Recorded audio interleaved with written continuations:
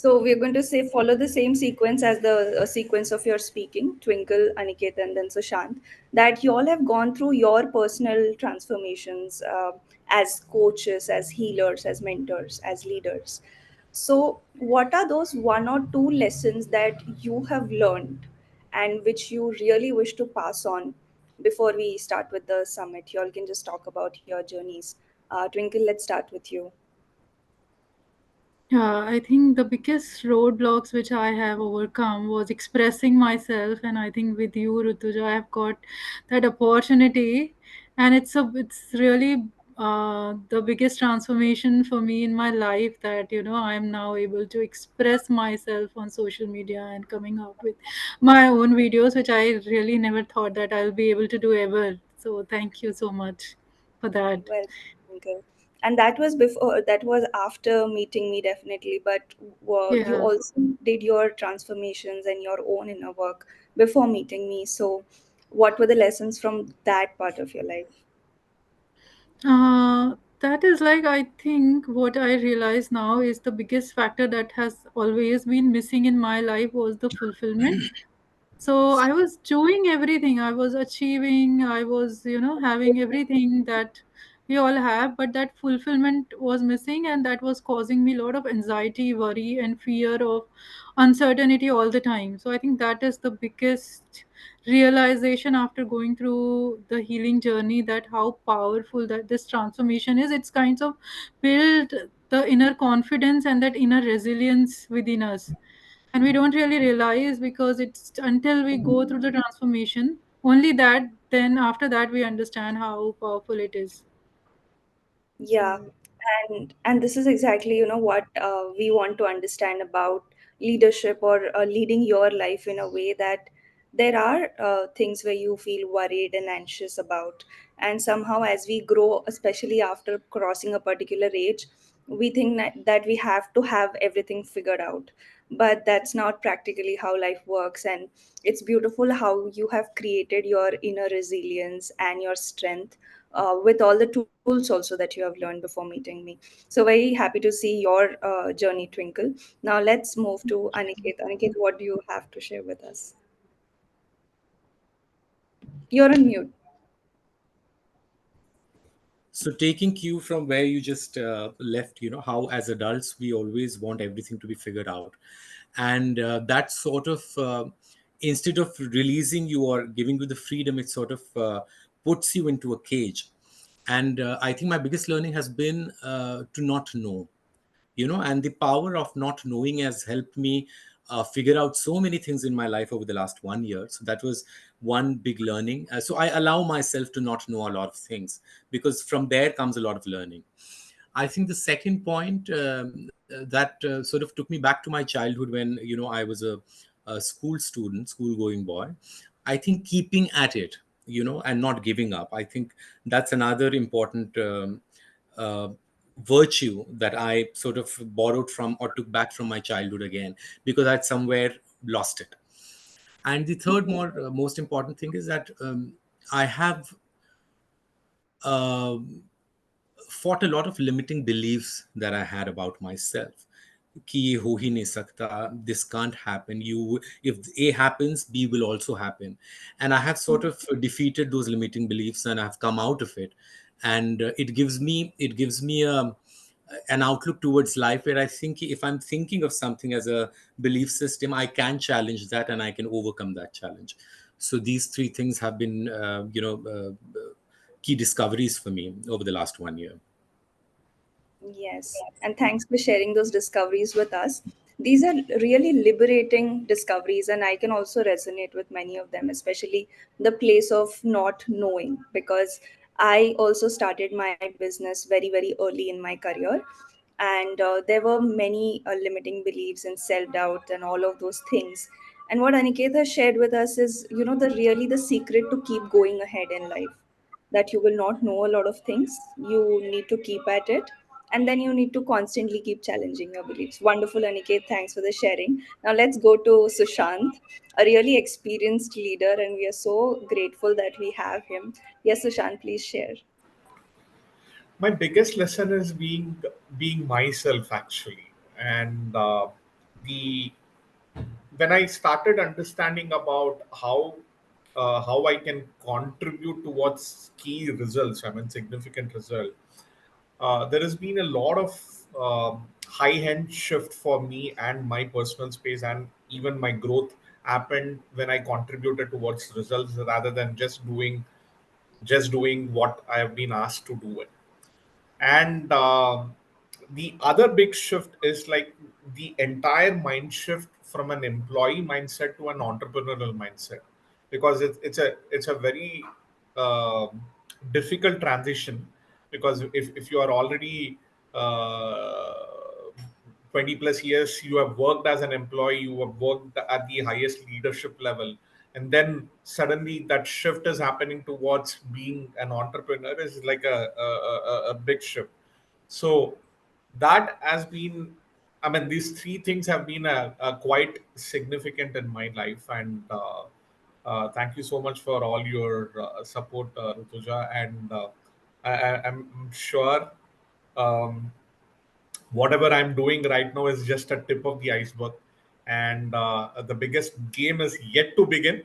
And the biggest impact is also yet to begin.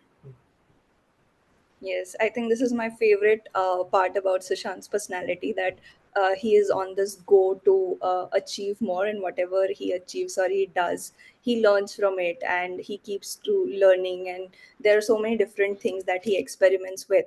So, working with each one of you has helped me understand your personalities better. And I also see how what you're saying has sort of are the gemstones that you have found out from your own personal transformation journey. So one thing is that, leaders, they take care of everybody. And when I say leadership, it's not only that corporate leadership where, you are leading a team and a workplace. It's also about home.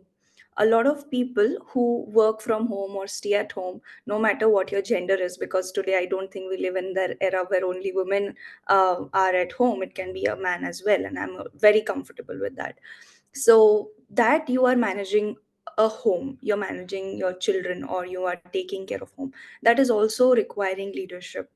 And from the time that I've started to coach women, I've seen them have some exceptional, like women especially now in their age group of 40s, who have been managing their home. They have some exceptional managerial skills and leadership skills. So I like to keep the umbrella of leadership very, very open. And there I want to ask you that we take care of everybody around us. But what do we do as leaders to take care of ourselves? And we'll go now in the reverse order. So let's start with Aniket. And I also would like for our audience to participate in this. What is it that you do for your self care? And you can raise your hands if you want to answer. So first we'll talk to our speakers, and then we can move to our audiences as well. So Sushant, what do you do as a part of your self-care? I mean, I for me, the day starts with focusing on my mindset. I mean, how I can refine my mindset, how I can retune my energies inside to ensure that I give complete attention to it. Because I feel 80% is psychology and 20% is mechanics, which means like the entire game is all about mindset. And if you are not taking care of your mindset, then the 20% of the things will never go in a right fashion. So I do, I mean, even when I do my cardio or walking kind of a thing, I do ensure to walk on a barefoot on a grass to ensure that my root chakra is getting healed very well. If the foundation is clear, then the rest of the things are pretty much clear.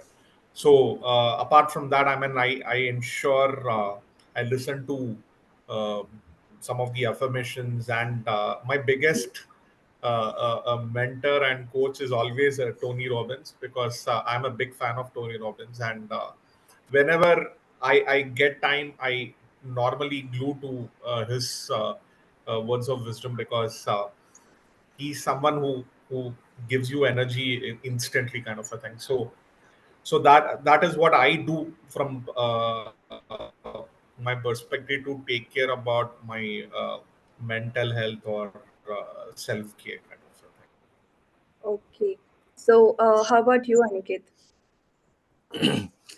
Yes, so I'm wanting to first welcome all our other audiences. There's Meenal, there's somebody called Actualized Leaders, there's Hussaina, Colonel Vinod Chengappa. Welcome to you all, and I've missed wishing you a good morning a while ago. So here's a big good morning to you. So I like the fact, Rituja, that you brought up the leadership aspect of women Yes, managing I'm their household. sorry to interrupt you, but we are not able to see you. Uh, okay.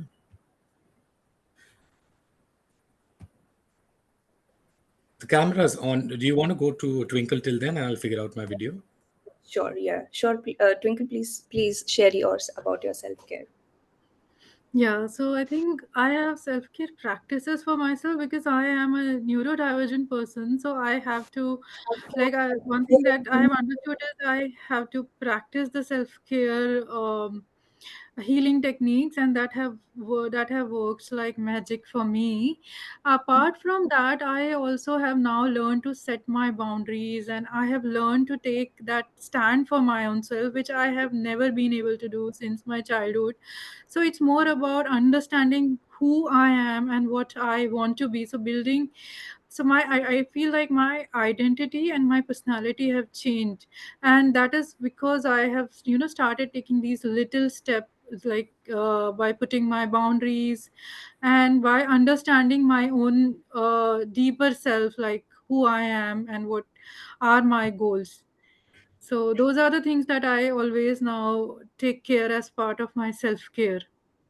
Yeah, thanks for sharing that. And it's very important how you said that, who I am and what is it that are my boundaries, and I maintain those boundaries. And that is truly appreciative. It's such an important part of our self care. Yes, Aniket, now we can see you. Yeah, so I was saying that I really like the fact that you brought up, women or mothers as household managers, because I take a lot of learning from how I saw. Obviously, I took a lot of learning from my father because he was into administrative services, but I learned a lot from my mother, and I applied that over the 20-year long career that I had in marketing. If you ask me what is a self-care thing that I follow, I think the most important thing that has worked for me in the past and that works for me still is putting myself to a discipline. While it may sound very harsh and hard, but I think self-discipline can do wonders. You don't have to be hard on yourself, but there is a certain, what do you call, there's a certain decorum that you need to follow with your own self, and that sort of takes care of a lot of things. So my one word mantra would be for self-care would be a self-discipline. Yes, self-discipline without punishing yourself is Without an managing. It is a magical tool to managing oneself and life. Once again, I welcome all the participants of this summit, and thank you so much that you have chosen to spend the start of this Sunday discussing about conscious leadership and conscious living and expanding your awareness. I thank you for your presence and your time. Now let's get into the summit. um, as I said, the main purpose is that to bring the whole of you to leadership, whether you are a leader at your workplace, whether you own a position, whether you don't, whether you are an homemaker. What we are doing at every single point is that we are making choices, even if they are unconscious, and one day we suddenly think that, oh, how did my life turn out the way it is right now, sort of in living in this automated mode. But as a practicing life coach for the last 2 years, I've seen that there is a point where a human wants to reflect and wants to live more consciously, because there is something inside of a human being that wants to keep expanding and growing. So bringing your whole self to leadership, no matter what your position is, rather than just keeping it robotic about performance and how we talk about, the key performance indicators and KPIs. Taking the leadership conversation even deeper and more holistic is the objective of today's summit. So, the vision of Self Leadership Academy is the same, helping people to create a life and business that they love, leading themselves in the right direction with all the training and coaching programs that we have. So, whatever you do, when you do it from a place of willingness, there is a different energy about it, there's a different joy about it. The way you show up is so different.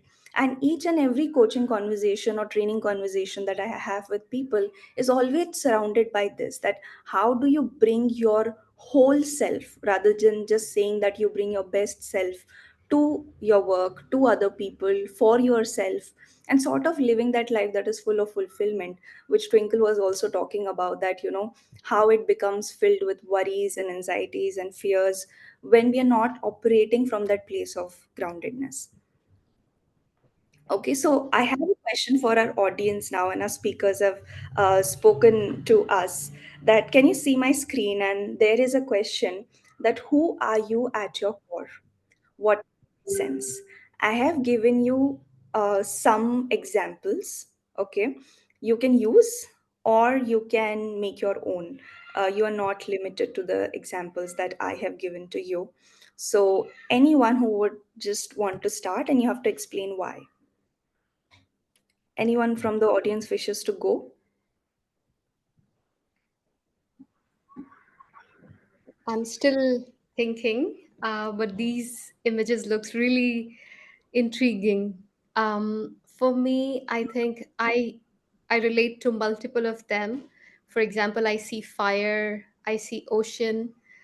Fire because I feel like Aniket and Shushant also mentioned, the drive, the ambition to always do something as an entrepreneur. I think that fire kind of describes me, but at the Yeah. same time, ocean, right? Because it's a wavy, it's something that signifies flow. So I think I identify myself as both, and I try to balance these two in my life a lot. Yes, that's wonderful. That's wonderful. Thank you for sharing that with us. So, who wants to go and next? Yes, Shamsa. and for me, it's ocean because last few days, I would say that last a few 2 weeks have gone like an ocean for me. So Hmm. many very high and explosive waves I have seen in my life. Hmm. And because of that, I have been going through some really stressed out situations and all those things. So right now, I would say ocean with very high, dangerous, and explosive waves, and I am trying to calm them down. Yes. So, thanks for being so raw and vulnerable with us, Sham. So, this is exactly the objective of the summit. And I loved how you said that, there are tides, high tides happening. And this is a part, this is a nature of the ocean as well, that as far as it is calm and beautiful and all of that, there are times when there are high tides. And I love that metaphor, how you used it to And describe. and one more thing, the emotions also are like those waves and tides. You can say. Yes, emotions are like that. Thanks for sharing that. Who wishes to go next? Yes. Yes, Mr. Vinod. You are on mute. Can you unmute yourself? Yeah, but we are not able to hear you. You can try reconnecting. No, we still can't hear you. You can rejoin the meeting and share the permission of your microphone. Okay, by the time anyone else?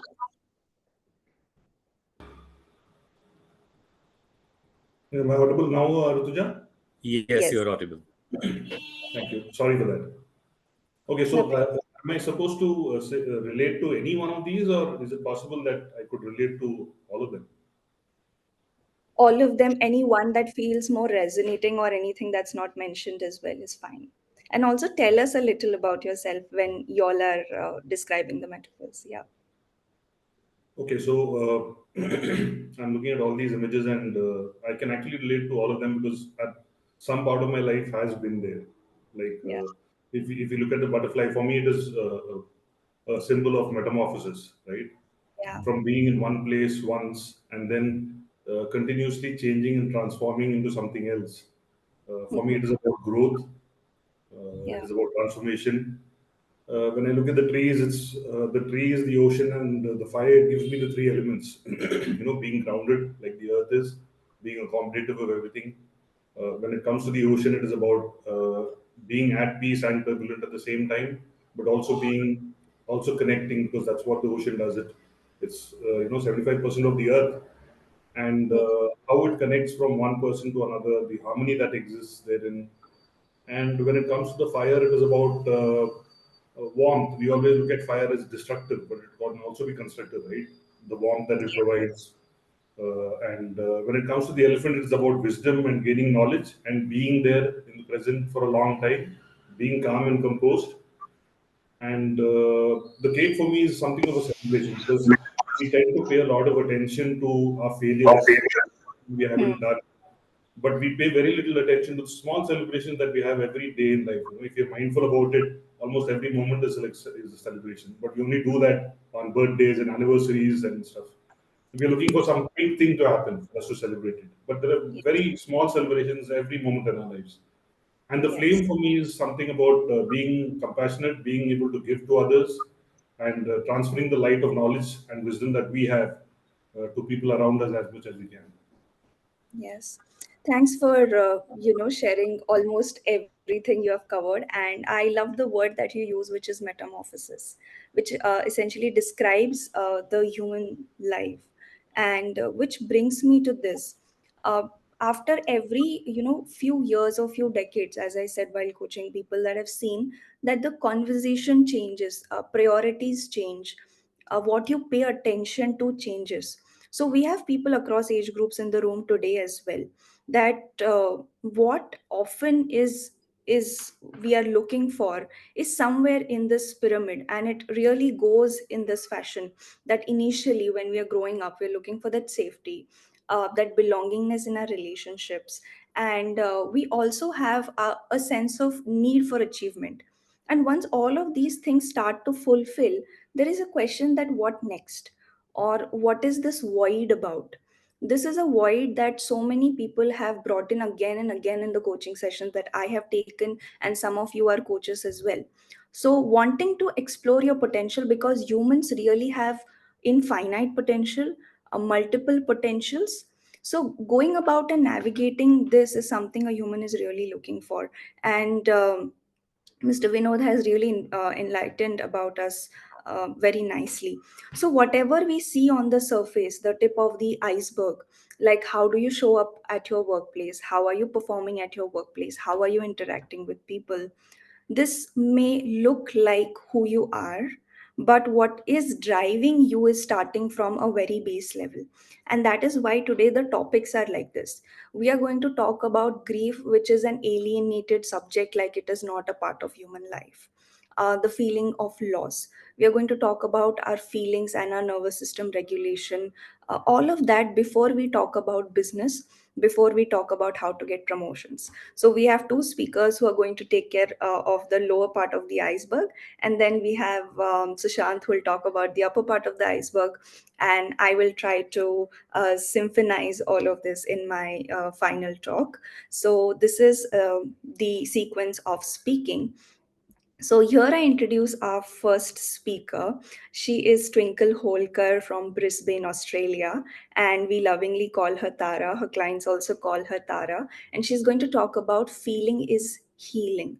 So Twinkle has her own journey of different emotional distresses that she has went through, that she has seen other people go through, and she has spoken about her neurodivergence and how she actually worked with this, because today we are seeing multiple people get diagnosed with different forms of neurodivergence, which is a thing which can be handled in a very profound way, which Twinkle has done for herself. So I would love for Twinkle to start sharing and presenting her talk now. Over to you, Twinkle. Thank you so much, Rutuja, and thanks everyone for being here. Let me share my screen.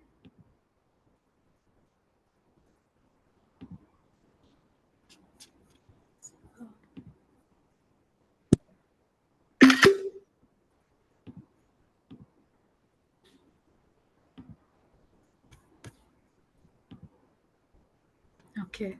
So first of all, is everyone able to see my screen?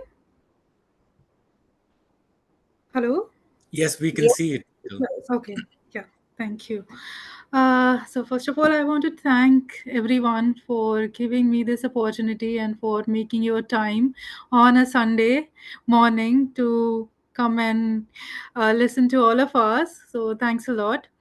And what I'm, as Rutuja already mentioned, so what I'm going to talk about is today is feeling is healing. And this is something that's really close to my heart. And this is something that I have been always missing, that feeling of joy, which is the innate feeling that we all, uh, it's like it's our birthright. And that's why I'm starting my presentation with these three quotes. So it's like how we feel decides the quality of our life, and it's all that emotion which is the energy in motion in our body. So it's like we don't realize how important feeling good, feeling joyful, feeling fulfilled is for our body and our mind is.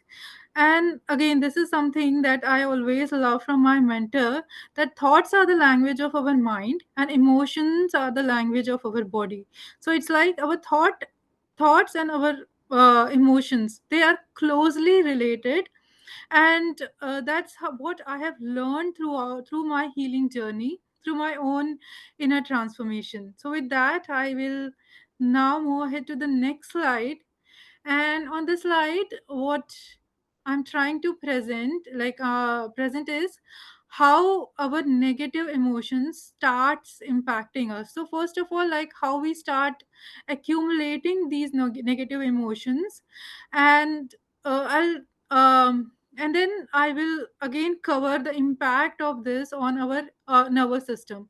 So it's like we always talk about, our children should have leadership qualities, they should have cognitive abilities, they should have this, they should have that.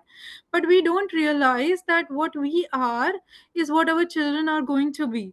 So when we are carrying the negative emotions in within us, and now how we trap these negative emotions within us, it's sort of like it's going on from generation to generation, that no one really talks about the feelings or these impacts of the negative emotions on our mental and physical health both.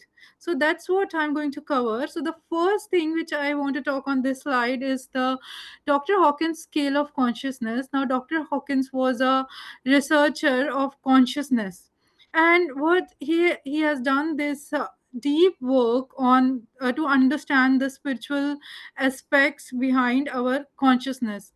And that's why I am presenting here this scale with you all. And it talks about the impact of the holding on to the shame, guilt, apathy, all these feelings of grief, resentment, like fear within us. So it's like that is why it is called that our consciousness stays in the suffering state when we as human being hold on to these emotions. And only when we are able to move past these emotions, we will our consciousness will start expanding.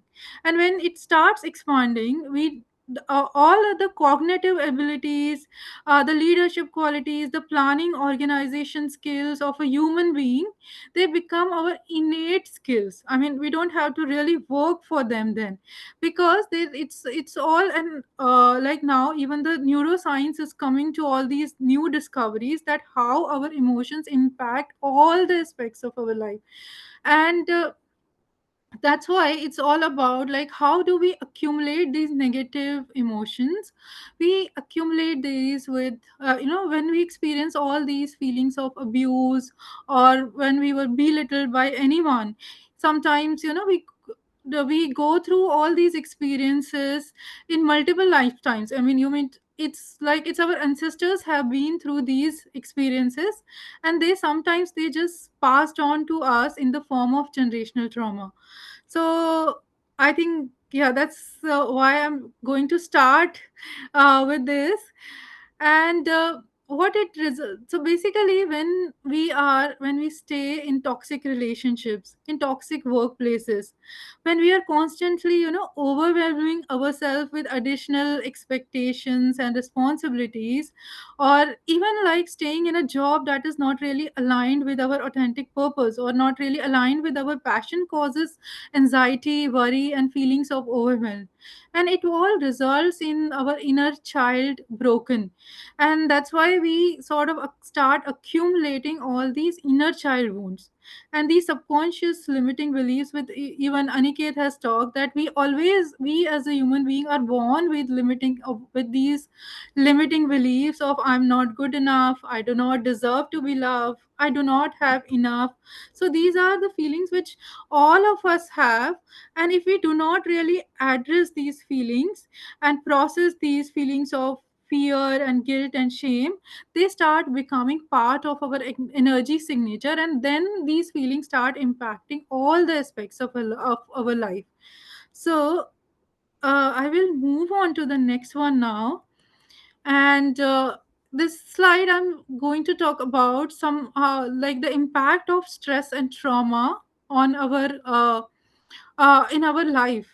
So stress is that, everyday feeling of overwhelm, tiredness, or we see people experiencing constant worry and negative thinking. And when this stress, it starts getting accumulated over generation to generation. So it's like one generation, when they have accumulated stress, then they pass on to their children, and then their children are born with that stress dysregulation or emotional dysregulation. And this is the reason we are seeing now so many physical and mental health issues are on the rise in children.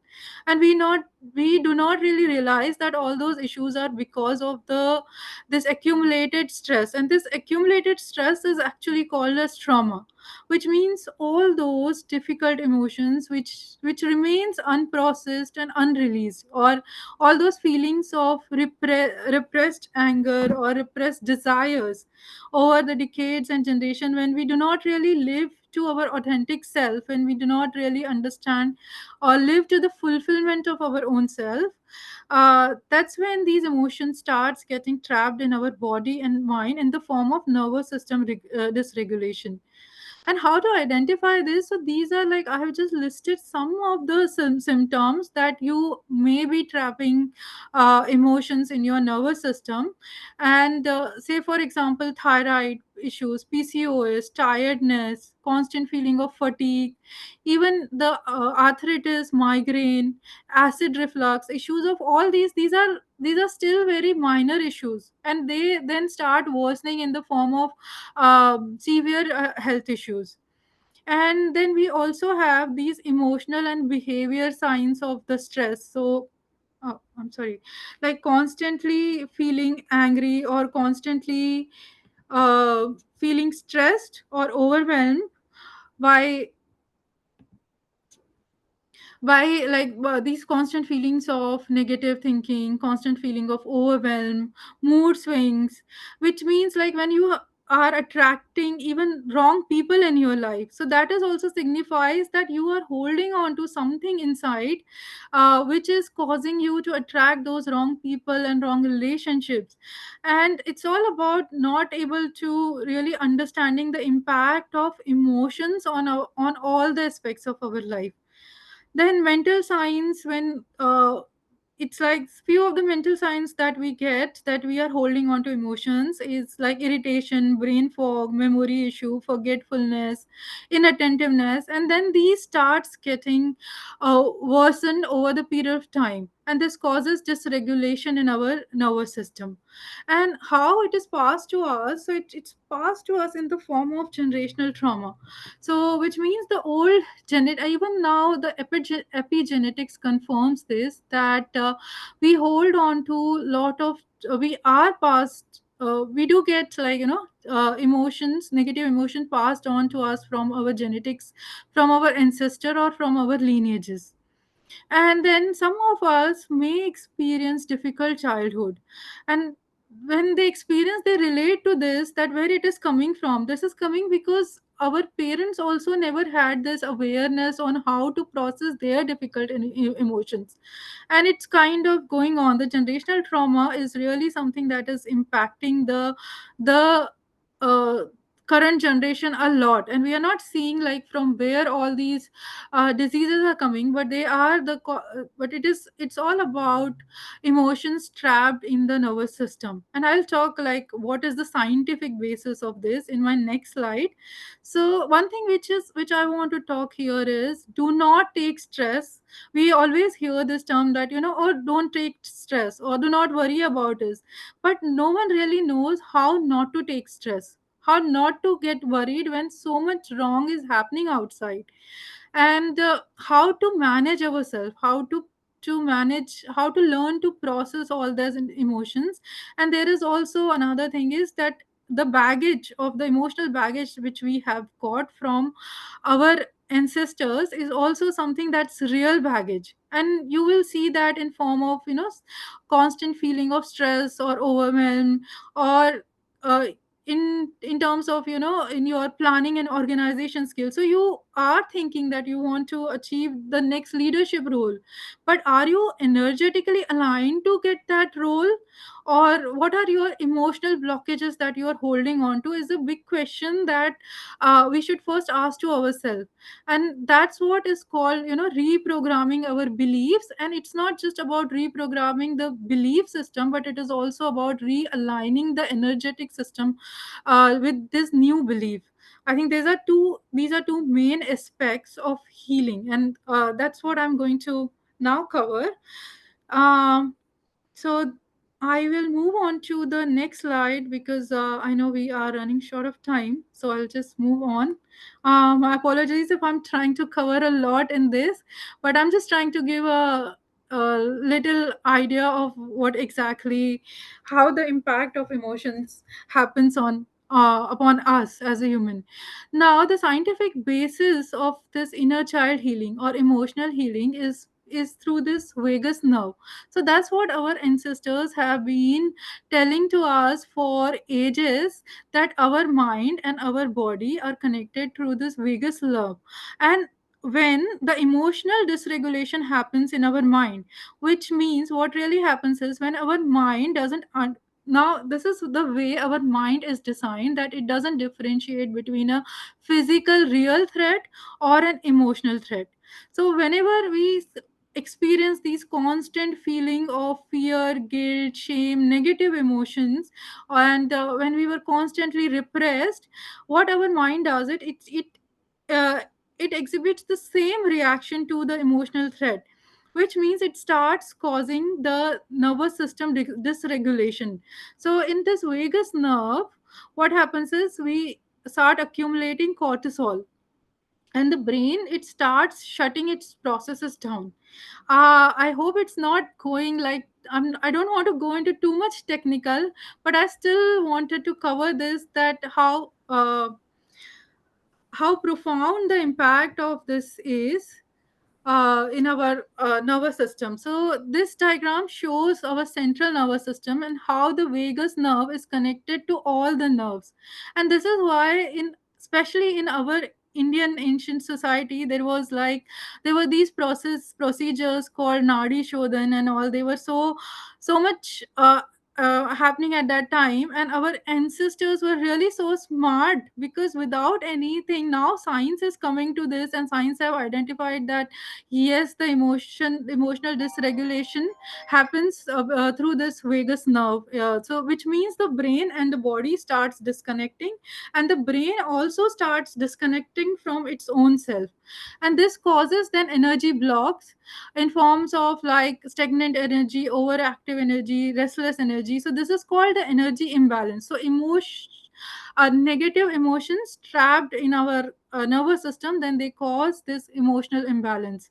And this is why we are seeing now so many children with so many mental health issues. So autism spectrum disorder, ADHD, addiction tendencies are on the rise, because it's like, unless we do not address this root cause of how to release these trapped emotions, we will never be really able to attain our fullest potential.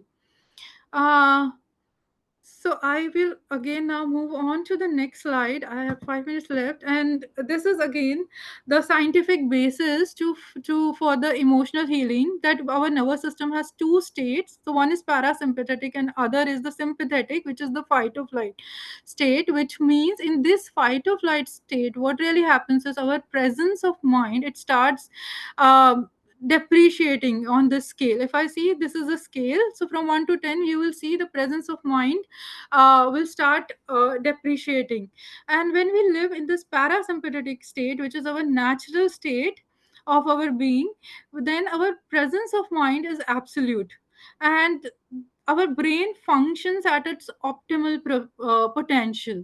So if you have heard that we humans are not even using, we are just using 5% of our brain at the time, at the current time. This is because we, and some of us are even using lesser than that. It depends on like at what state we were born into. And like I have an in-depth presentation on this, but I won't be going too deep into this. But what I want to make you all understand is how important it is for us to live in this parasympathetic state all the time, because this is our natural state.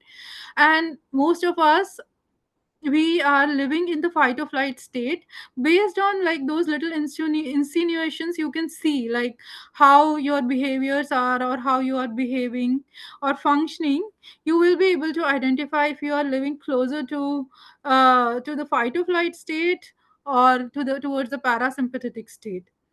uh, and then I'll move on to next slide. Again, this is, I know it's a lot to cover in just one presentation, but this is something that I wanted to understand, that what are how to identify these fight, flight, freeze, and fawn behaviors. So these fight or flight state, it reflects in our body, it reflects in our mind, and this is what it causes, severe and chronic health diseases in the long run if we do not take care of them.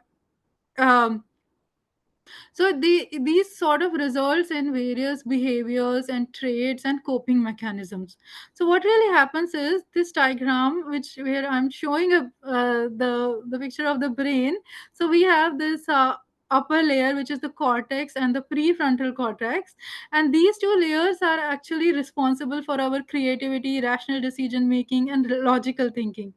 And the midbrain is the one in the green and the blue. These are responsible for our bonding and reward perception. And the lower brain is our reptilian brain, which is responsible for the temperature regulation. So what happens in the survival state? So when we live in the survival state or the sympathetic state of our nervous system, the energy to this upper and middle part of the brain, it starts it stopped, and the neuro pathway starts um, breaking down. And that is the because the brain thinks I am into a fight or flight state, I don't really need to perform all these functions of creativity, rational thinking.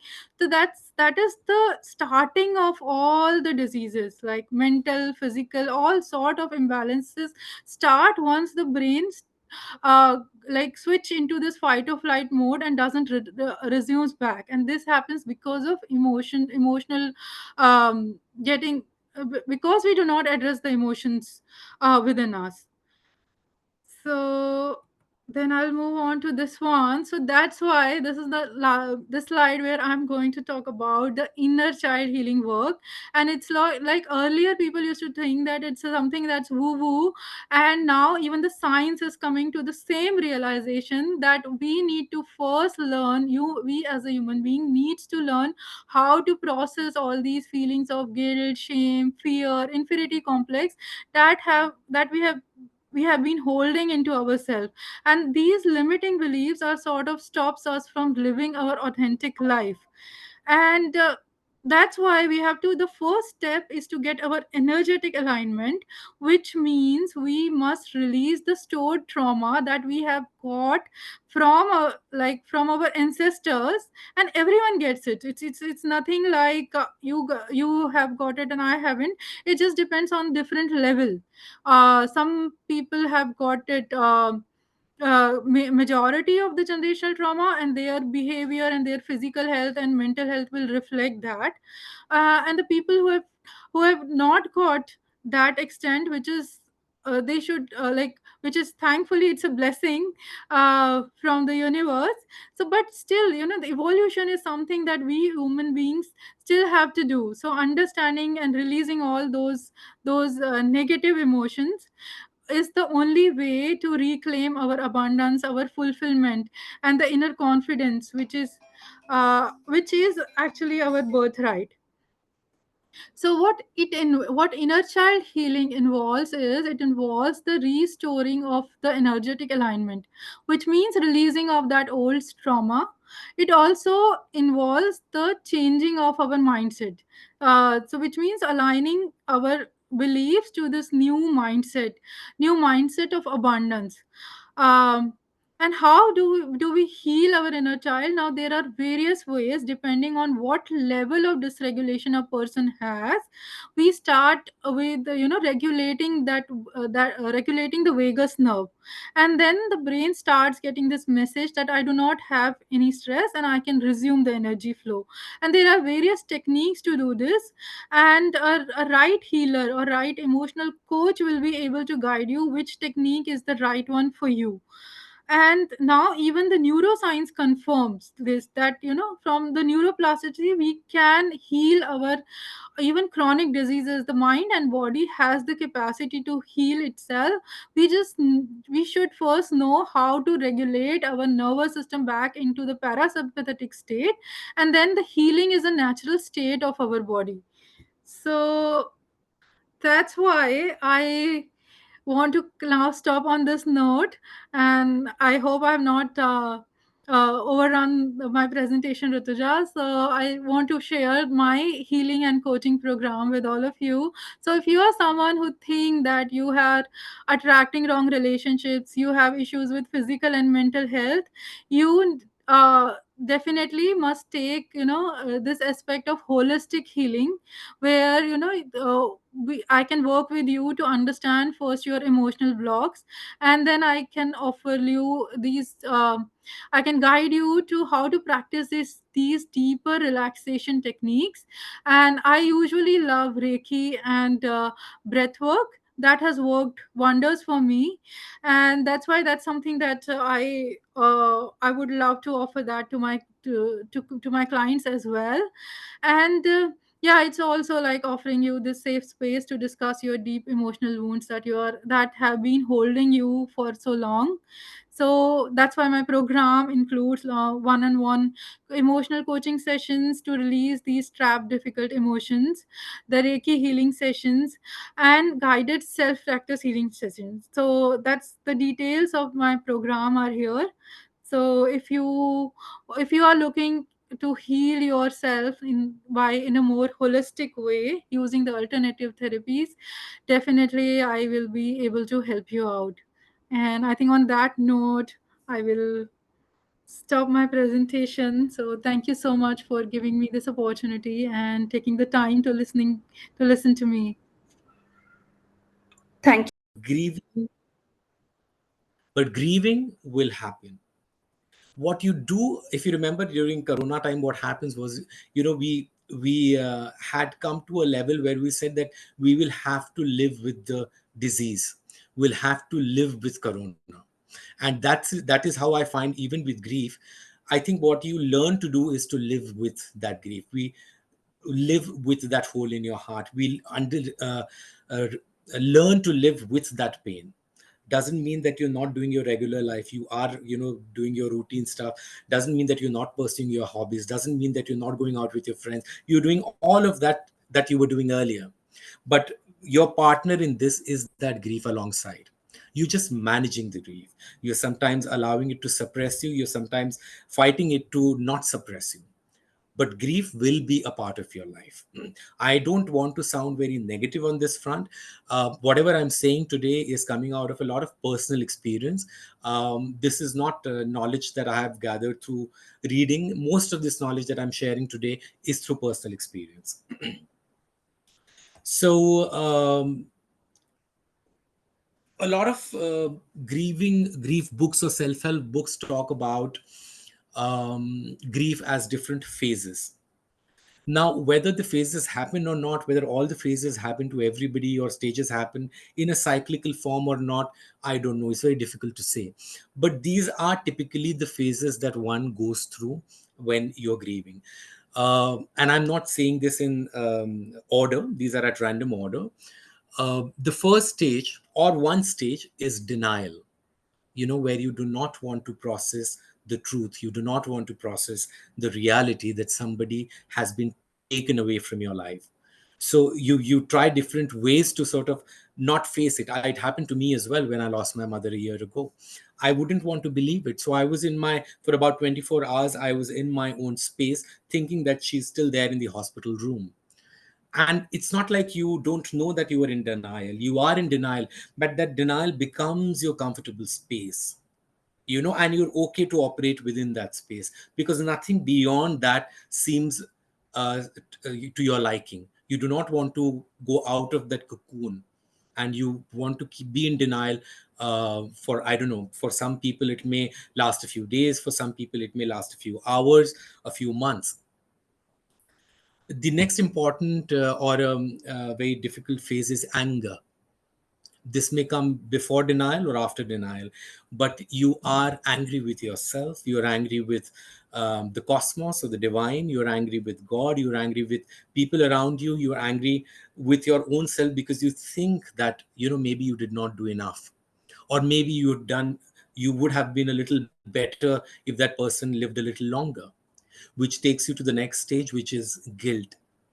you know um, you will go through the entire of your life with that person and think, this is the moment when I would have behaved differently. This is the moment when I would have acted differently. This is the moment when I could have done a little more than what I did.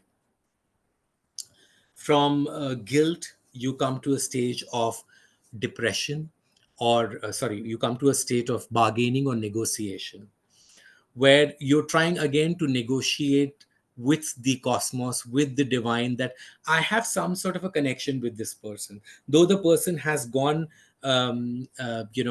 physically, I have a spiritual connection. I have a cosmic connection. I'm getting signs through some events that are happening around me. I'm getting telepathically, their messages that they're trying to send you. I'm not saying this does not happen. Obviously, it happens. It happens at different intensity for different people, but you are in a state of bargaining because at some level you want to accept it, but you will accept it only if this connection survives on the side, which is the spiritual connection.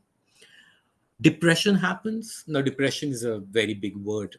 I'm no expert to talk about depression, but you may get into a depressed state where you feel disinterested. You feel not wanting to eat or drink or spend time with your loved ones, because you're constantly in this state of guilt, anger, negotiation, and denial. Again, how long this does this state of being depressed last for? It depends on your resilience.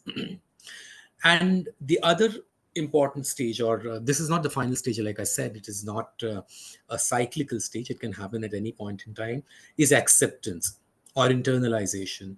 Now, acceptance or internalization can come right at the start as well, may be followed by denial. But we are mature people. We understand that death happens. We know that death will happen. So we internalize it and we accept it, albeit with a little pain, but we have to accept it. Um, yeah, Rutuja, this is more or less, what are the different aspects of grief and what stages does one go through in Yeah. grieving. So I was listening to this TED talk, and this woman describes the day when she loses her teenage son. And she says, the Hmm. next morning I wake up and I am so angry and depressed at the same time that the world is functioning without him. And Yeah. I am here and my world is not functioning. So, the person who's grieving, whether it is through death or a breakup of a relationship or health issues or losing certain abilities of your body, the world shifts for them. And a lot of times, we as external observers may not be able to understand that or feel that. And that is why I felt it was so important to discuss about this thing. Where I think in a reel I said this, that there was this little girl, school going girl, who lost her father almost 2 years ago, and she was saying that, Didi, you know what? My father's gone to travel, and he has not come yet. But when he's going to come, he's going to get this, this, this, and that. And I was feeling really bad about her because she is even not able to move through these stages because she has no understanding of it. So, as Yes. adults, as we Yes. have this understanding, Aniket, and you're going to coach people through this journey where they are grieving, to finding a purpose and living that life again because everything has just changed. How can coach benefit or professional help benefit in while grieving? Yes, yes, yes. That's a good question. So I'll quickly tell a little about my story, Rutuja, if time Yeah. permits. Yes. I lost my mother last October, and for me, that loss was the biggest loss in my life. As a child, I always thought that, when I lose my mother, God forbid. See, this comes out naturally even when I say it today. God forbid. um, if I ever lose my mother, I will not be able to take the next breath. I was so confident. So at one level, I was very fearful of her going away. At the other level, I knew that I'll not be able to take even a single breath after her passing over. So for me, after she left, the next moment itself was a lot of guilt, because I was angry with myself. Why am I even living? Am I living? What is the purpose of my life going forward? What am I going to do tomorrow morning when I wake up? These were the questions that came to me, but I surprised myself every minute, every second, because I was still breathing. The Mm. breathing brought in a lot of negative emotions to me, like I said, anger, guilt, regret, all of that. But the fact remained that I was alive, and I had to do something about it. Luckily, my spiritual learning, my coaching learning came in at a time when all of this happened. And uh, I sort of repurposed my pain, my sorrow, my anger into something else. And that repurposing was to become more spiritually inclined, and to start an endeavor or initiative called the Journey Forward. The Journey Forward is basically my coaching initiative. It's not just a coaching initiative, it is an initiative for everybody who has had some sort of a struggle in life, and they have won over it. And now I would like to share their story on this platform. I wanted to make a safe space for people like me who have gone through a grieving journey. And that's how I took my journey forward. And I wanted to help others to take their journey forward. And that's what happened. Sadly, I did not really have somebody navigate me through my grief. But let's say I was taught by spiritual readings and spiritual scriptures and spiritual teachings of gurus of different religions, and of course coaching. So I'm going to talk about what are the important things as a coach that one can do for a grieving person. Now, again, I keep saying grieving, grieving, grieving. It does not mean that it's only limited to grieving. It is limited. It is expanded to anybody who's looking at a better life. Who's looking Mhm. at making their personal life a spent, well led life. So the Yeah. most important thing, or the first step for any coach, is to do is acknowledge and validate your grief. In the initial phase, generally we have to focus on creating a safe and non-judgmental space, and this is what most of the grieving people don't get, because everybody around you will say bahar niklo, kuch karo, khana khane jao, pursue a hobby and all of that. But a coach will provide a space that is non-judgmental, and the only thing that I will do is listen to what you have to share. The next important step is to eliminate shame or guilt. Like I said earlier, because a part of your life is taken away, you associate yourself being responsible for that loss to yourself. They have lost their life because you did not do something. So grief can be accompanied by feelings of this shame and guilt or self judgment, which can hinder the healing process. By addressing these emotions directly, we create space for you as a coach. Yes. The other important thing is to understand and make sense of your journey. Hmm. So it might seem very very futile कि ये क्या हो रहा है, what am I doing? But as the coach and the client progress, they explore how grief is challenging in your sense of identity and purpose, and what can be done with it to give your life a new meaning. Yeah. Yes. And Yeah. another important thing that follows this is by honoring your memories. So whatever time that you've spent with your loved one, you honor them. You don't look at them with pain, but you look at them with a lot of pride and happiness. Honoring can come in different manners. Honoring can come in as simple as think, creating a photo wall in your house and putting all the good memories that you have spent with that person. Honoring True. could come by creating an initiative, like I have created an initiative for the visually challenged people in my hometown Nagpur. You can create a new purpose for them. You can honor your memories of the deceased by ensuring that their name lasts forever through some initiative.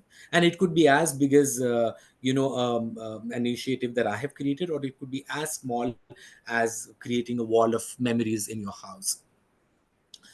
The fifth important thing is to be able to embrace and adopt change, and this becomes the most difficult phase in your grieving journey, because grief brings with it significant changes, and adapting to them can be challenging. You need to understand that because you're moving forward each day, you have no choice but to embrace it. How you embrace it, how long do you take to embrace it, is absolutely up to you, and you can work on it with at your own pace. And this is again where the coach comes into the picture, when he hand holds you through that journey of embracing that change. There is no pressure, there is no judgment, and it is a safe space where you will always share and see to what extent the coach can hold you accountable, and how the coach can partner you in embracing that change. And Yes. last and important, like we do in most of our journeys, we reflect and realign. We see Yes. what progress we've made, and this has come out through my sessions with you also earlier. When I see myself in the first session, and when I saw myself in the 12th session, I realized what is the shift, and I did not realize this while the sessions were progressing. So it happened only through the last session when I realized, oh God, look at how far I've come. So I think reflect and realignment is a process that has to happen continually. Again, I did not want to make this session a very somber one, but I would like to say that grief is the biggest truth of your life. Death is the biggest truth of your life. And I wish somebody had trained me or oriented me or brought me face to face with this fact of life or reality of life when I was a child. Yeah. And how much ever I don't want to wish it for other people, the fact remains that we will all sometime grieve. Yeah, and that's why I wanted you to talk about this. Yeah. And I read something which was very profound about grief, that grief is a mark or a signature that you loved somebody very deeply. So Yes. that is something that we can stay with. And this also encourages us to love the people that we have in our life right now, right? Yes. Because so Well many said. times we are all into what's right, what's wrong, and all of these things, but we forget that we have an expiry date with this person, so let's give our all. And Yes. those things are very important. So thank you, Aniket, for having this conversation with us. My I'm pleasure. sharing all the links to contact Aniket or Twinkle, anybody that you want to interact with on social media, so that if you like, you can take the journey forward with them, as he has very rightly started his endeavor. Congratulations to you, Aniket. Thank you, Rutuja. Yes. So now, we have swimmed quite in depth when it comes to grief and emotions. And this is about, Aniket was talking about coaching, Twinkle was also talking about coaching, that no matter how much you talk about coaching and tell people what happens in a coaching session, unless and until you witness one, you don't realize what power coaching has. And often, when initially people are becoming life coaches or have practiced for some time, they also get this doubt: does coaching really work? What is it? How is it different than counseling and therapy and etc things? But unless and until you sit with a coach in the coaching presence, you don't get a taste of coaching. So that's what I also understood, like when Aniket said that, when I looked at the first session and the last overall on the journey, it made much more sense. So it is a constant self discovery, reflection, and realignment, and that's beautiful. So now let's come to how do we use all of that, whatever we have spoken, to bring it onto a workplace. So we are taking a massive takeoff from the valleys of grief, despair, purpose, now from purpose to actually performance. So here I would like to call upon Sushant. Sushant has more than 20 years of corporate experience. He has served as the associate director of KPMG, and he comes with a lot of leadership experience. Every coaching session with him, Sushant discusses how there is a lack of leadership still in the corporate space, and how we can take more accountability and lead with more profoundness. So, over to you, Sushant. Please take the stage.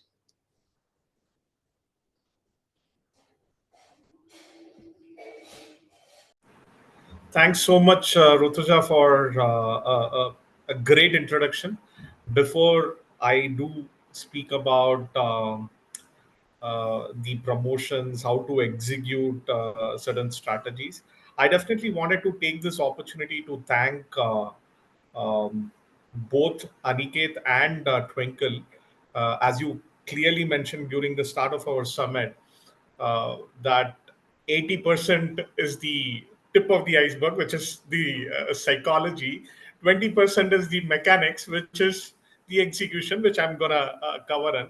But Twinkle, Aniket, your profound insights were quite wonderful, and in fact, like Aniket, when you mentioned about a certain set of things, I resonated, because when I had gone through this, when I lost my grandmom, she was my second mom, and I still honor her.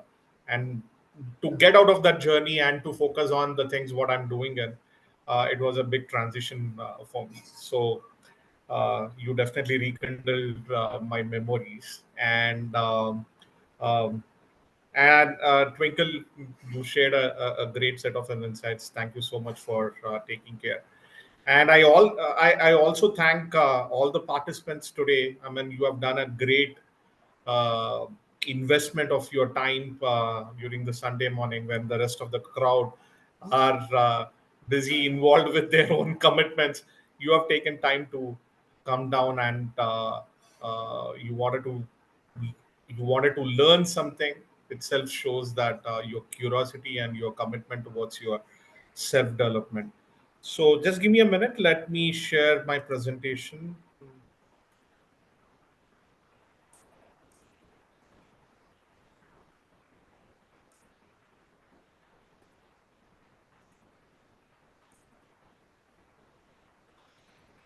Okay.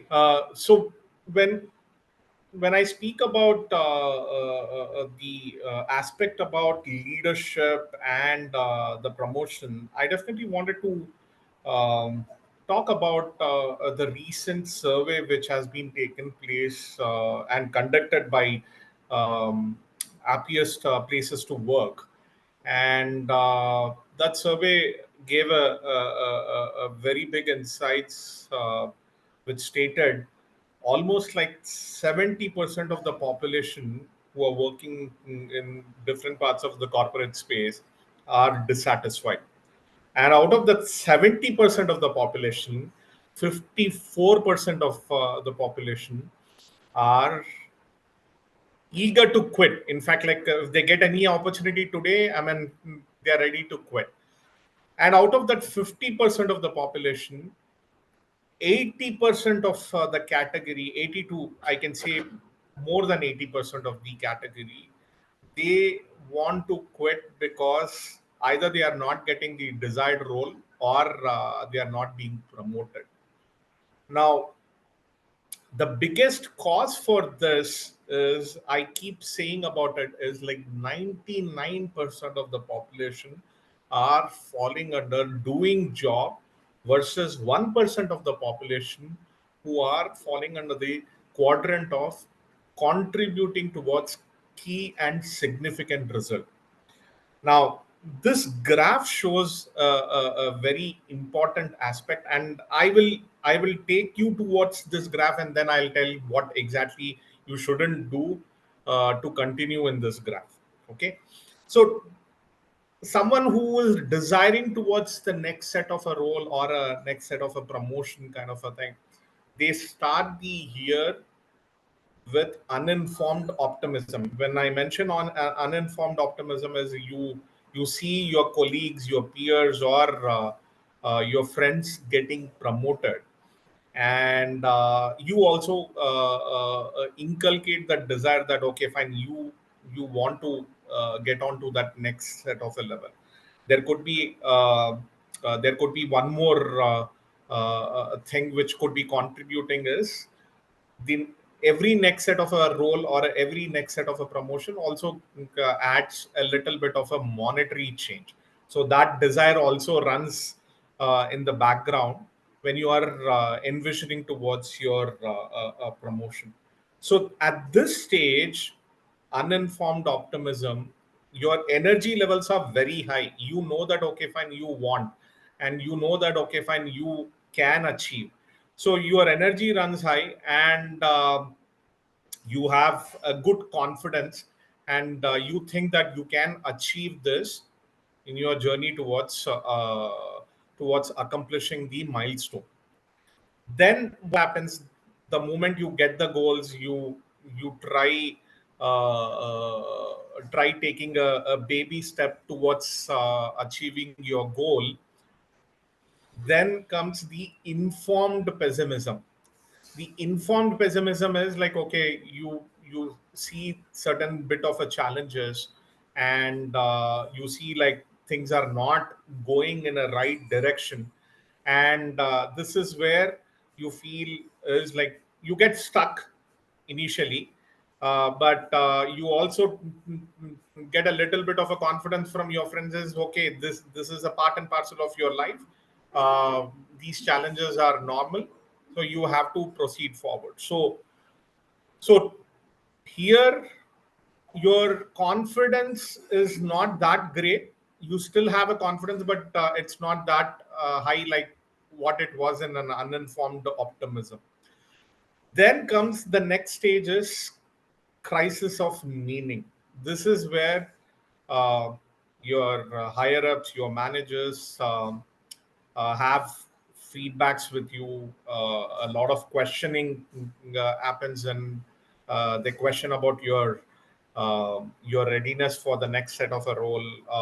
They also question about certain things which are not going well, and this is where you you you get thoughts about not achieving the goal versus achievement of the next set of a role. And this is where probably you get onto a conversation with your friends is, hey, tell me where is the next set of an opportunities coming in other different corporate spaces, or you ask your friends is like, do you have any kind of a reference in your organization where you can refer me, and I just wanted to give my uh, efforts in attending an interview and try my luck. Because you start thinking about it is because the questioning has happened from your managers, the feedbacks have started, and things are not going well, so you develop your mindset in such a way that okay, fine, maybe things might not work out this year. And then you automatically land up to a level called crash and burn, is like where you feel that this is not a right workplace, and this is not a place where maybe my efforts needs to go further. And this is where you get more desperate. This is where you try chasing. I mean, you go to LinkedIn, any new contacts, the first thing you will start asking is, hey, do you have any opportunity? And you start looking for further more opportunities, and your mindset day in day out is only looking for an opportunities, because you got to a stage and you have believed that, no, I'm not worth for this organization, I'm not moving forward. Finally you move on to a stage where you end up in informed optimism. Is like, probably now things are not working, and you ask different set of a friends, they are also not able to help you out. You ask, you are chasing different set of a people, they are also not able to help you out. And then suddenly you stumble upon a mentor in the organization, or you meet some coach, and the coach suddenly gets the magic wand and takes you towards the next set of a level. And this is where you get that energy tonic, and you feel, no, now is the right time, and I am able to achieve my milestones. This is where you get onto a informed optimism.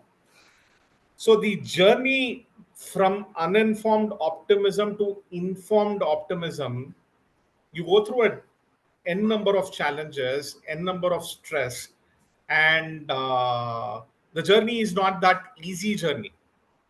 Now, if I need to flip back, someone who is meeting the coach or mentor at the last stage of the journey, rather, if I flip back, that if you are meeting the coach or mentor in the starting stage of your journey, then your journey becomes a very easy journey kind of a thing. This is where I call it as like, you need to have a GPS. It's not global positioning system, it's a guru powered system. If you get a right mentor and a right coach, your journey becomes so easy, so seamless. And when you meet the coach will always try to convert you from doing job, versus he puts on to a key significant result. Why I try to emphasize more on key significant result is, every organization has a key result, and the key results changes every year or every 2 years kind of a thing. Although their values of the organization remain consistent, but the key results changes on. Now key results differs from level to level kind of a thing. So for an example, I'll try to give a short example. Let's assume that you are working as a HR business professional, and you are an HR business partner for a certain business area, and that business is going through a big churn out, where there is 30 to 35% of attrition rate, and 35% attrition rate is definitely significantly high within the industry. And within that 35%, less than 6 months year old experienced people are getting churned out. 80% of the people are getting churned out. So if I say 80% of your organization investment is just getting bleeded without not even getting any kind of a value proposition, then it's the cost of the operation is significantly high. If an HR business partner thinks that, okay, rather than I just try to connect with leaders or try to connect when issues arise, if they try to contribute towards significant results, that what could be significant result is like, they understanding, I mean, they not only doing an exit interviews, rather they connect with people and understand the top three priority areas, and try connecting with leaders, also understand, synchronize with this top three priority areas, and take the complete ownership, not leaving the ownership and accountability to the leaders, rather taking the accountability and ownership to resolve this top three priority areas would mean you are contributing towards the significant results. And even if that 80% statistics comes down to maybe like 30% or 20%, that is a significant achievement. And then what happens? You are putting your value proposition, your executive presence is on a 360-degree high, and that means like the promotion has to happen on a deemed note. It is not that you are seeking someone that give me a role or give me a desired promotion. You are putting your case much stronger, kind of a thing. This is what is called contributing towards key significant results.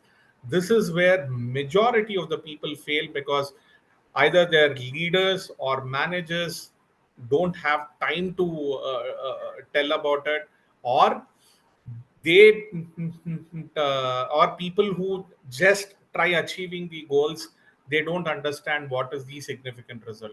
So if you understand this, your life is so seamless, and your journey in your corporate space is so seamless, and it will be a journey of happiness, and it will be a journey of momentum. So this is what I say, a GPS, the guru powered system. If you meet a right coach and a right mentor, absolutely your journey is at a different levels. This is where I also call out is like, if you are someone who wants to make your journey a seamless journey, then I would say is like, um, you should meet, you should have a right mentor, you should have a right coach to challenge you and to get you onto a right direction. So I definitely recommend people, if they are having any kind of challenges in their own circumference, I would recommend them to connect with me, and we would have, definitely we would have a happy conversation, and then we would decode what's not going well, and we can come to a good game plan to achieve the milestones. So so that's about the thing what I wanted to cover. The world needs a great leaders. The society needs a great leaders. The corporate space needs a great leaders to get out of the mental health issues what people are going through, and to create an unstoppable momentum, to create a cherishing momentum, and to create a happy momentum, kind of a thing. So, thank you so much, Rutuja, for giving me an opportunity to talk about a significant topic. As I say, like 20% of mechanics. So, I'm happy that I'm contributing towards that 20% of the mechanics. And um, over before I pass it on to Rutuja, I'm sure um, the the topic which she is covering is gonna be definitely a game-changing topic. And Sushant, before we move ahead, Aniket had something to say. So Aniket can say, then you can go ahead, and then I Yeah. can take over. So I basically just wanted to ask Sushant. I think great presentation. Thanks for that, Sushant. Though I'm not a part of corporate anymore, I'm keenly interested in what you shared, so that I can pass it on to my ex former colleagues. But I'd like to understand, as an employee, at what stage, what awareness will come to me that I need, that I feel the need of having a guru stroke mentor. What is it that'll tell me that this is the time when you need a guru stroke mentor? great question, Aniket. I would say the moment when you start your journey, when you have the desire to grow your levels, or you wanted to achieve a next set of a role, that is a place you should start with your coach or a mentor. You need to understand, you need to connect with I mean, it could be any mentor, it could be any coach who understands you, and your values I mean, sync with the values what you're connecting with the mentor. So that is where you should start connecting it, because a lot of times what happens is like we connect with people when things have already gone Happened. wrong, and then Yes. restart our journey. I don't want you to waste any time doing the discovery kind of a route. Rather, start Yes. at this at the beginning level itself, um, and also understand that the goals what you are trying to achieve is something, goals have been set and designed by someone else. So Yes. you should decode what you could do more, because I keep saying this: performance and promotion is quite different. You can get a Yes. number one rating, and you can get a highly rated in your performance and still don't get a promotion, because promotion means you are you are I mean, your skills, your future skills, and your strategic element is coming into the role. Right. Thanks. Thanks for answering, Sushant.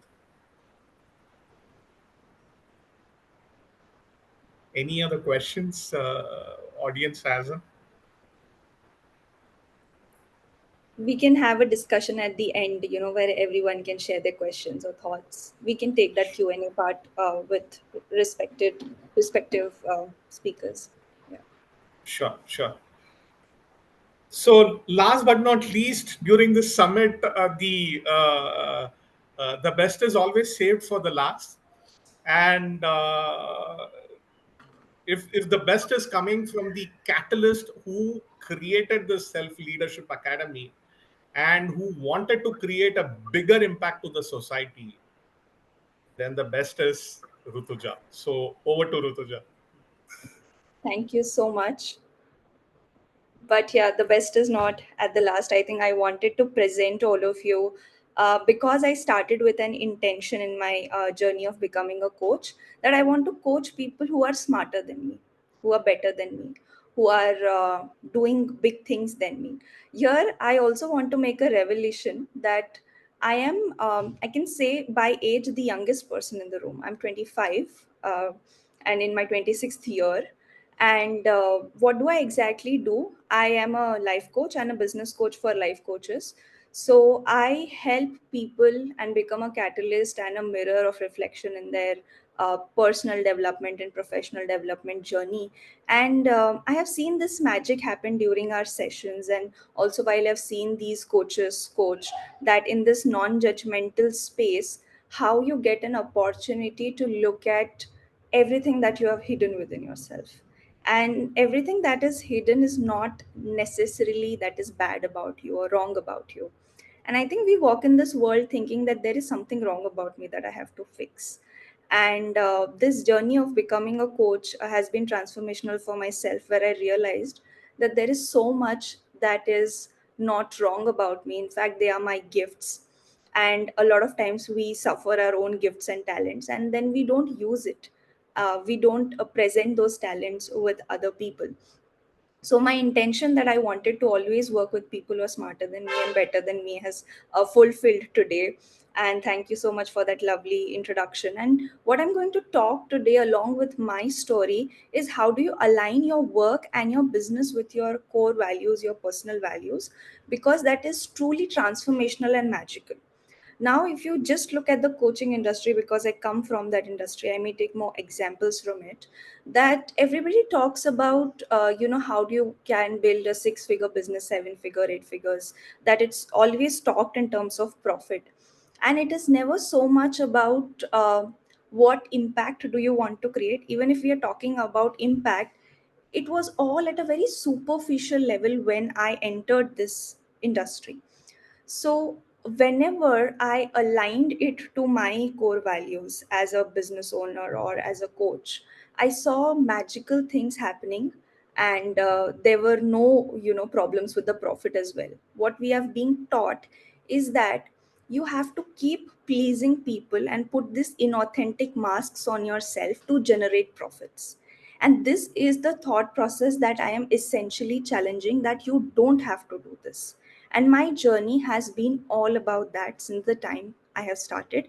And there is no bad impact on profits as such, which people talk about, that no, hey, if you do it your way, what do you think, who do you are, and you're going to suffer in this way and that way. And I have truly experienced the magic of doing it in a way that feels true, aligned, and authentic to you. So, here I have a question to all of you who are there in this room. What are your core values? And for all of them to whom the core value word is very, very new, I would just like to share my screen so that you get some reference on what your core values are. So, you can unmute and speak, or put it in the chat box. What are your core values?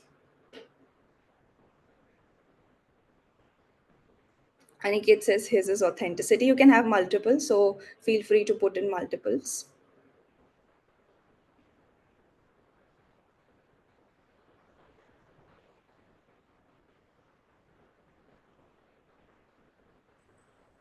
For me, authenticity, adventure, integrity, Yes. and friendship, Friendship. Lovely. Integrity. and loyalty. Loyalty. Loyalty as well. Balance, authenticity, openness from Twinkle. Hussaina, we haven't heard your lovely voice today. Meenal, you as well. Hi everyone. Yes, you haven't because I was so much ingrained in everyone that I spoke today, and thank you so much for conducting this because um I mean, being the part of your community, I know all the speakers, but being able to listen to them today was a different experience, and thank you so much for that. Um, yeah. Your core values.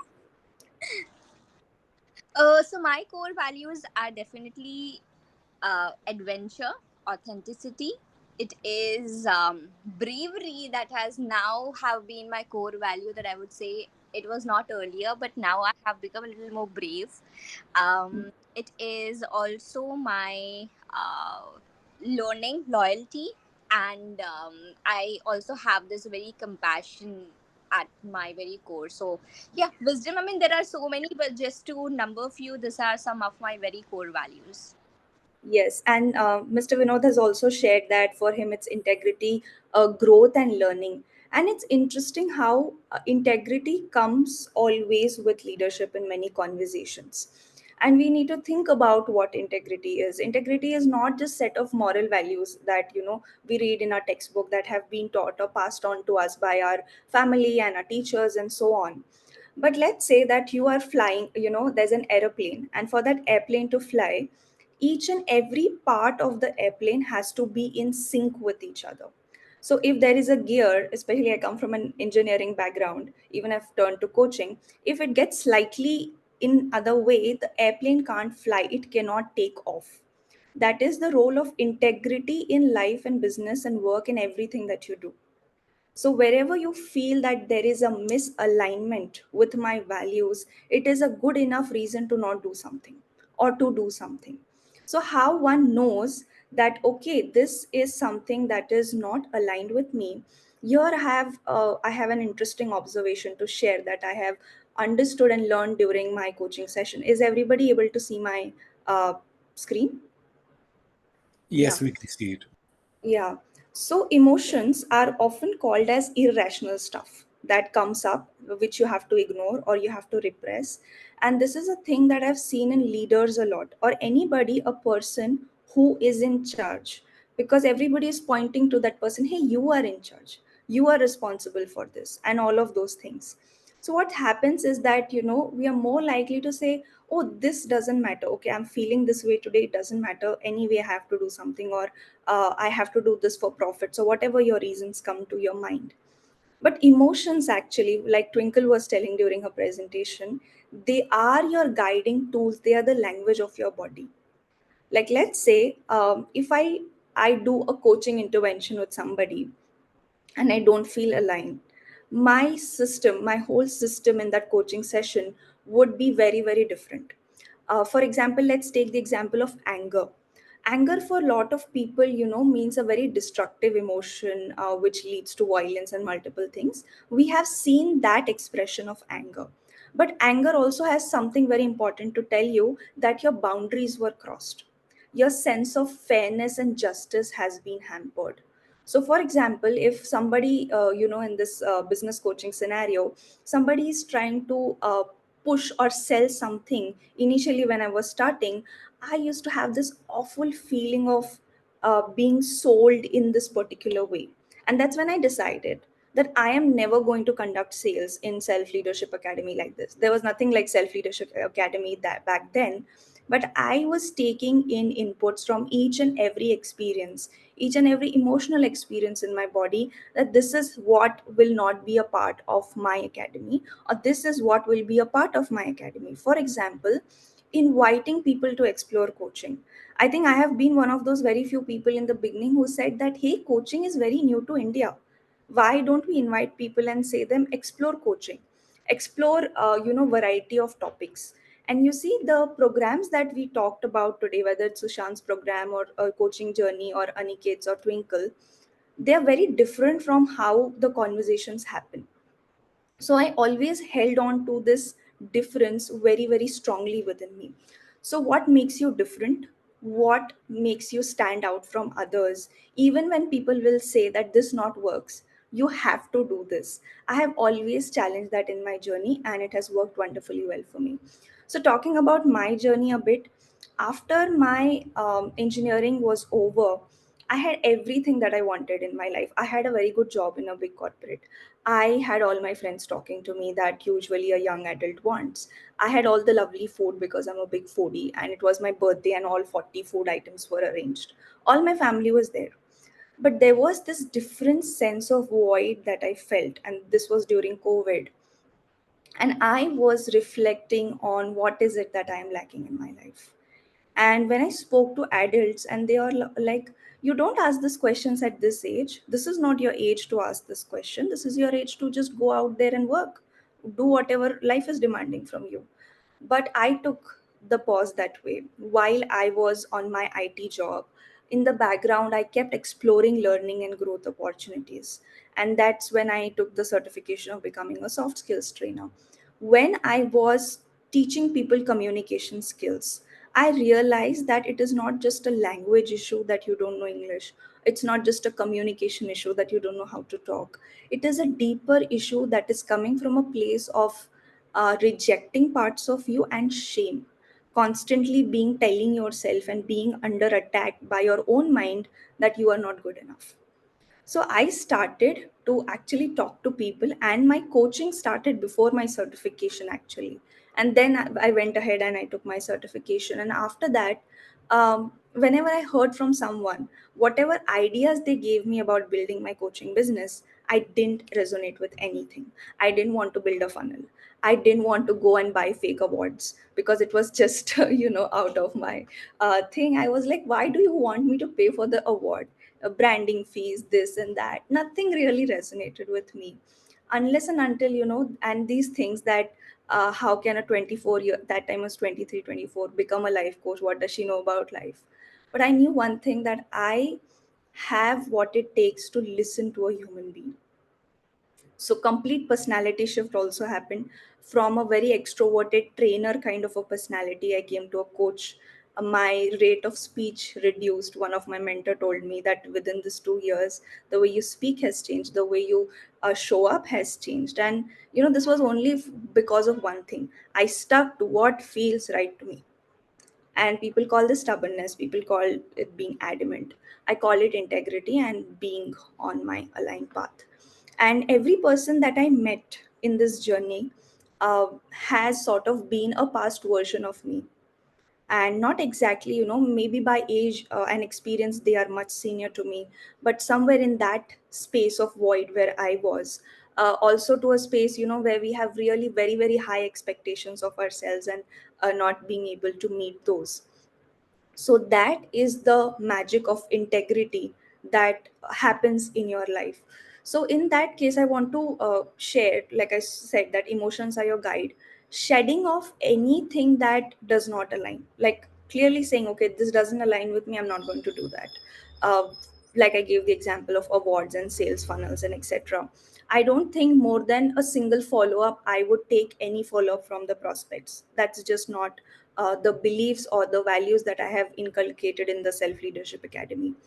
Some very limiting beliefs when a person tries to follow their heart that comes in their way is that I cannot earn doing what I love. Okay, many people who are in their corporate experience, they say that, I can't earn doing what I love because these are the commitments, my children are in school, and there are many different reasons which are legitimate reasons. But you don't have to take the jump now.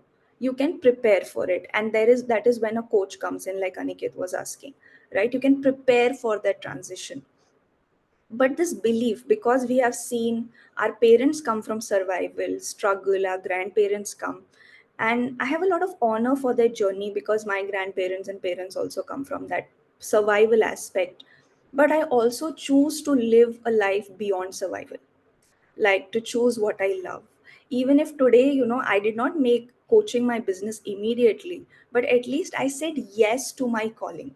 So saying that yes is very important when something calls you, something that is pulling you. I think I do this often during coaching sessions.